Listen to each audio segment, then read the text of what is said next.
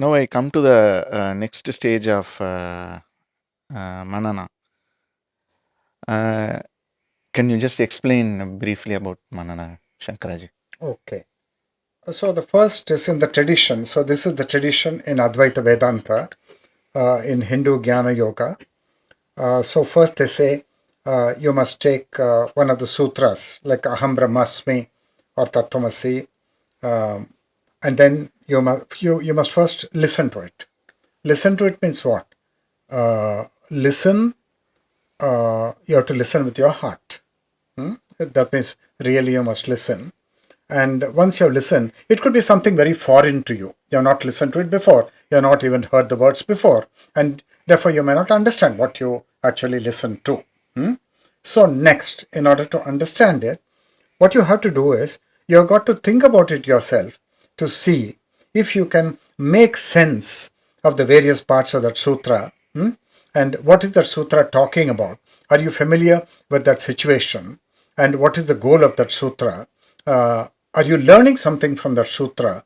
All of that is now part of your thinking it over, which is called contemplation. That is manana. You got to do that.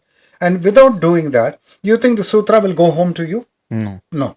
So you got to do that. Yes. But suppose, let's say, you're a sthita prajna. In sthita prajna is one who's established in awareness, is established in prajna. Then somebody gives you a sutra, and you're looking at that sutra, and there's not a single intruding thought. Then, don't you think that you can completely bypass the manana and immediately you get that understanding? Yes. Is it yes. possible or yes. not? Yes. Yeah, right. Okay. But since everybody is not a sthita prajna, so you've got to do this manana and this processing. You've got to go for a walk and you've got to think of that sutra. You've got to remember. And that is a process in itself. All good thinkers, whether they're engineers, whether they're scientists, whether they're physicians, whether they're surgeons, they all have to do it to get at the truth in any area of life, in any discipline of life. Okay. It's a must. Okay. So ideally, this Sravana and Manana goes together, but because of our inherent defect in our capacity, listening capacity, there is a separation between the Sravana and Manana. Absolutely. Absolutely. For a sthita prajna, the moment he listens, he can have an instantaneous understanding. Okay. Now, Okay. everybody is a sthita prajna momentarily. Not for a long enough time window, but for a short time window. So if in the short time window somebody is posting a sutra for you, then has it not happened to you in your experience that the moment you listen to it, immediately you got it? Yes.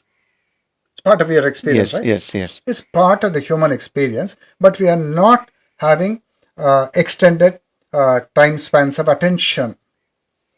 Our span is very little. Therefore, we are not always a sthita prajna. On rare occasions, we are a sthita prajna, and whenever we are that, we immediately get the understanding. And it has become all the more difficult nowadays because of the fact that the social media, we are always glued to the electronic gadgets. Our listening span has also dropped down so drastically that both Sravana and Manana has come down very much. Especially for the youngsters. Yeah. For the youngsters, for the teenagers. Yes, and they are always looking for excitement, sensory excitement. Nobody is looking for truth. And the other thing is like once I have grasped this truth from the Manana, and then when I start applying this thing to the various facets of my life by comparing this truth with my whatever situations which I have faced in the past, maybe there will be a neat integration. And where there is a contradiction, then I try to learn it again. Right. Right. So absolutely. it fits into the truth will fit into the to my lifetime situations. Absolutely. Absolutely. In fact, the whole purpose of that manana is not to keep that newly discovered sutra, which landed at your doorstep, not to keep it there, unconnected with the vast body of understanding which you have, but it must be integrated into that vast body of understanding, and that integration must be smooth, neat, and clean. Then we can say you have assimilated it. And all of that, the manana process must accomplish. That's the whole point, because then it becomes your realized truth. It's not Krishnamurti's truth, it is your truth. It's not Adi Shankaracharya's truth, it is your truth. You've got to go so far. I remember, I agree to that extent. Like in one of your lessons, you say that the self is so calculating.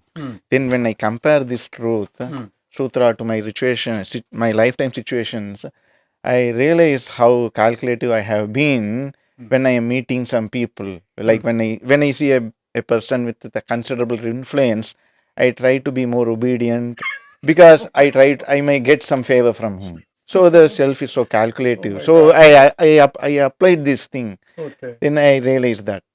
Okay, commendable that you're learning, as you're receiving the sutra that you're learning.